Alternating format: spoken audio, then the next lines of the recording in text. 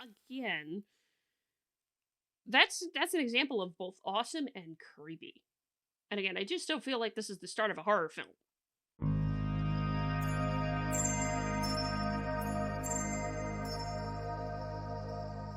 Every so often, I like to take a break from serious things that are going on and have a little fun with what you find in research, and this sure as heck fits the bill. From Science Daily, the medicine of the future could be artificial life forms. Yes, you did read that right. Science and science fiction sometimes. Science fiction sometimes does come to life, it seems. From the University of Southern Denmark, published recently in Science Daily. Creating artificial life is a recurring theme in both science and popular literature, where it conjures images of creeping slime creatures with malevolent intentions or super cute designer pets. At the same time, the question arises, what role should artificial life play in our environment here on Earth, where all life forms are created by nature and have their own place and purpose? Now, yes, this is one of the unique things of humans. We have the ability to reason and manipulate our environment more so than anything else on Earth. This, of course, raises a lot of the ethical questions of how much should humans play God. But anyway, let us continue. And besides, it's creepy, is what we'll get into, I think. Associate Professor Chengguang Lu, I think I'm pronouncing that right, from the Department of Physics, Chemistry, and Pharmacy at the University of Southern Denmark, together with Professor Hanbin Mao from Kent State University, is the parent of a special artificial hybrid molecule that could lead to the creation of artificial life forms.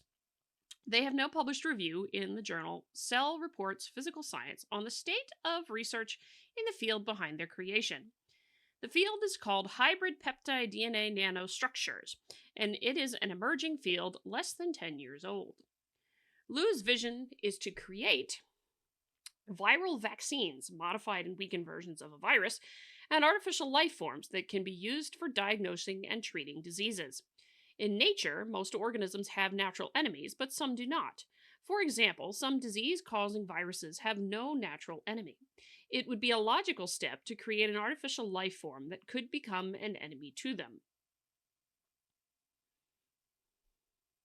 I'm not sure what I think of that. That's an interesting thought, but anyway.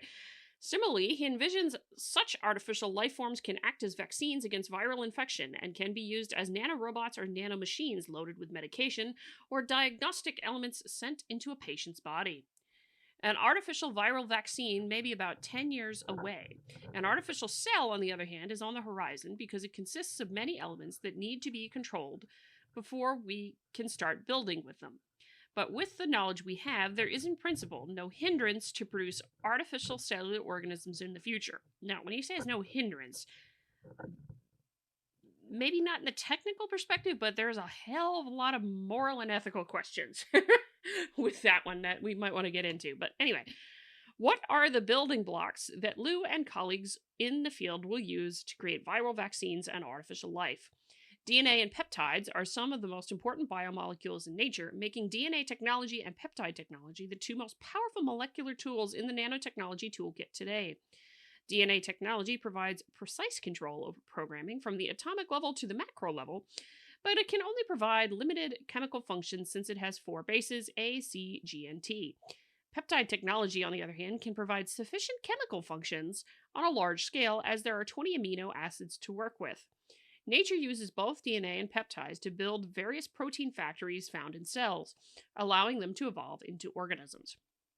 Yeah, so I remember from biology. Recently, Hanbin Mao and Chengguang Lu have succeeded in linking designed 3-stranded DNA structures with 3-stranded peptide structures, thus creating an artificial hybrid molecule that combines the strengths of both. This work was published in Nature Communications in 2022.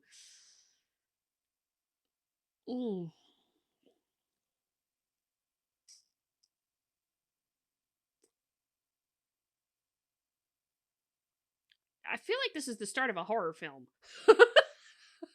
I feel like this is the start of a horror film, is messing around with stuff like this, but okay.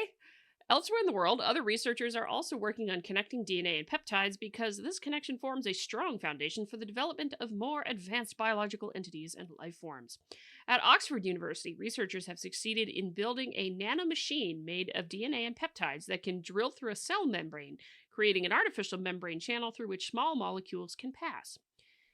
At Arizona State University, Nicholas Stephanopoulos and colleagues have enabled DNA and peptides to self assemble into 2D and 3D structures. Again, I feel like this is the start of a horror film. But anyway, at Northwest University, researchers have shown that microfibers can form in conjunction with DNA and peptides self assembling.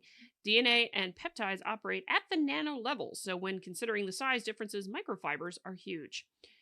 At Ben Gurion University of the Negev, scientists have used hybrid molecules to create an onion like spherical structure containing cancer medication, which holds promise to be used in the body to target cancerous tumors.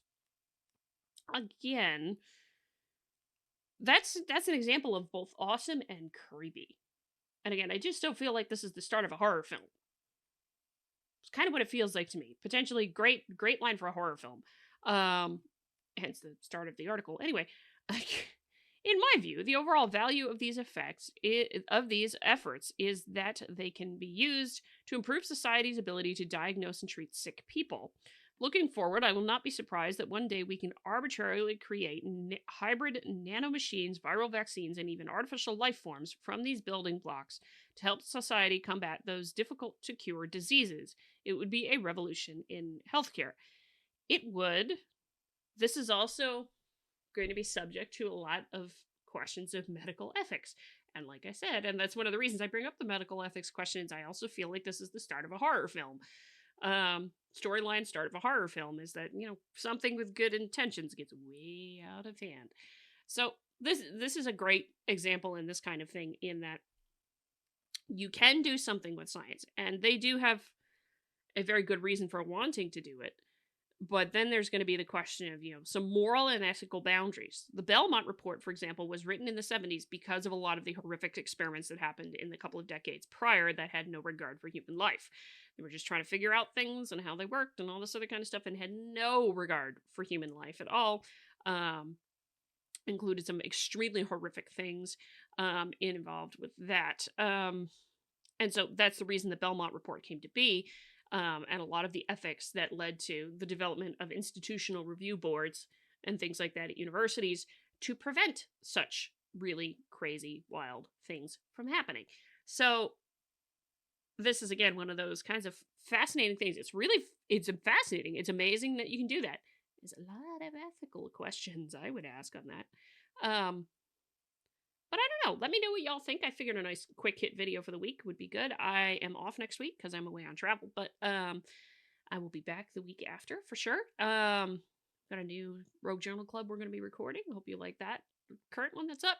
But anyway, I would love to know what you think of this artificial life form. Would you or would you not be interested in being injected with an artificial life form to help out with a disease or some kind of medical problem you may be having or something like that? I don't know how I feel. Do you think this is the start of a horror film? Let me know what you think. I figured this would be a fun way to end the week. With that said, if you like this video, hit the like button on the way up the door, comment on the video, share the video, subscribe to the channel, all that lovely good jazz. Until next time, I'm Adrian. May you stay curious, everybody.